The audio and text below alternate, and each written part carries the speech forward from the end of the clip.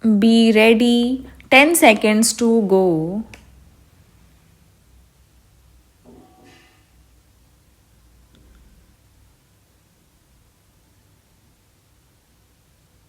Start. The debate on planning is a truly national occasion, and I am glad that honorable members have taken it seriously, even though there has been much criticism. We have got used to such criticism. First, it used to be on the very concept of planning.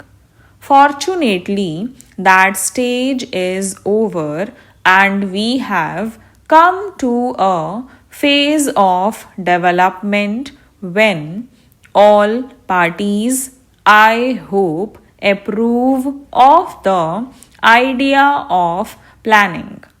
Some have approved of some portions of the plan but have reserved their criticism for the manner in which many programs have been implemented. There are some who do not at all approve of the manner in which we plan. Now, obviously, each one of us stand for certain ideas and for certain methods of functioning.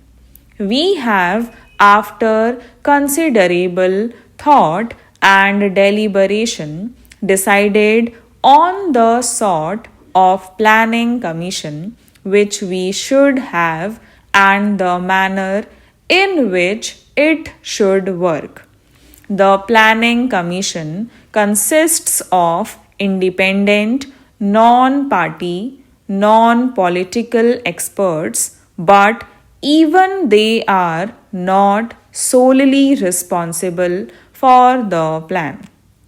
The plan is drawn up on the basis of numerous discussions with people at different levels from every single state, and finally, the plan takes its final shape in the National Development Council, in which all the chief ministers, many of them belonging to other parties, sit together and express their views.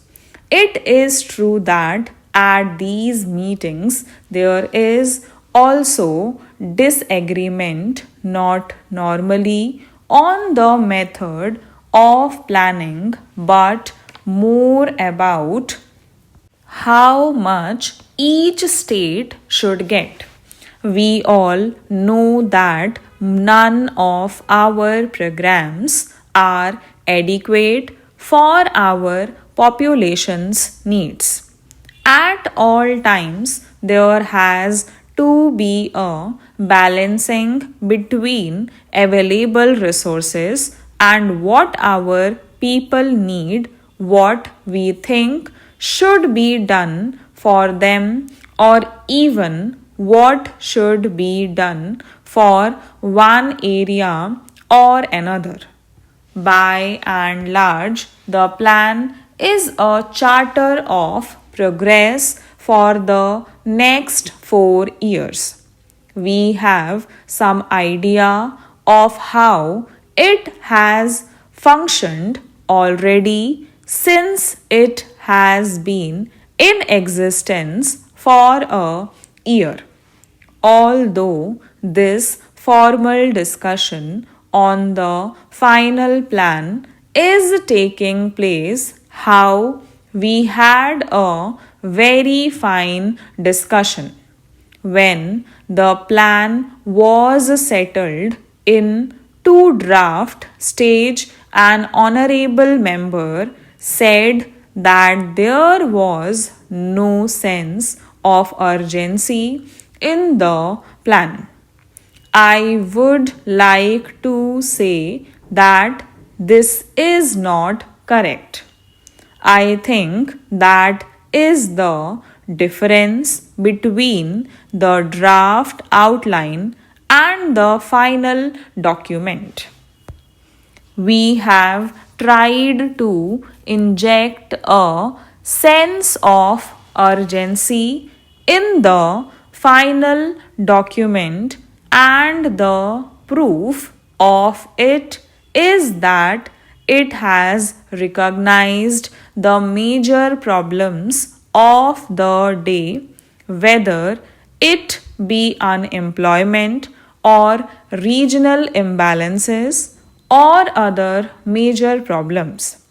The solution to some of these problems bears no delay, and they must be tackled with urgency and with determination. But there are certain conditions in which we must work. There are certain accepted parameters. One is the democratic process.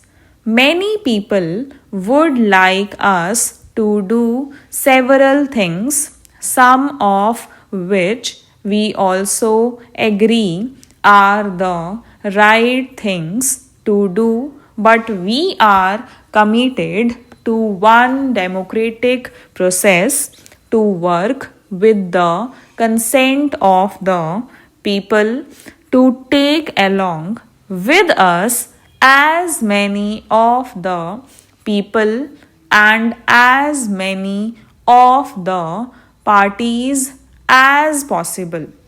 But sometimes this does slow the process.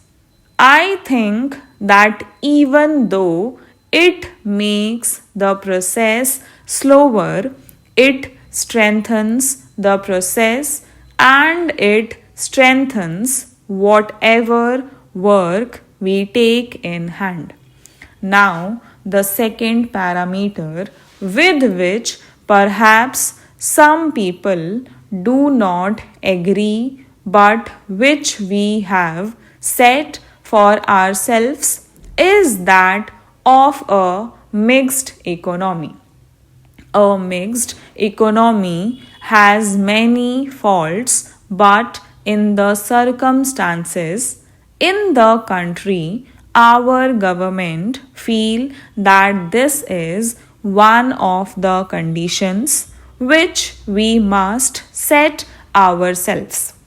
I do not think that by a mixed economy it means merely that some big families take advantage of it.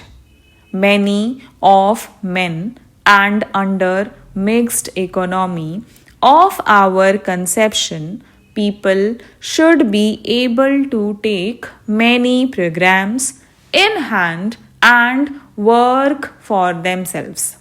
I know that some families, some groups, some business houses have taken advantage of a particular situation as it arose immediately after independence, and it is our endeavor to see how we can curb this kind of monopolistic tendency.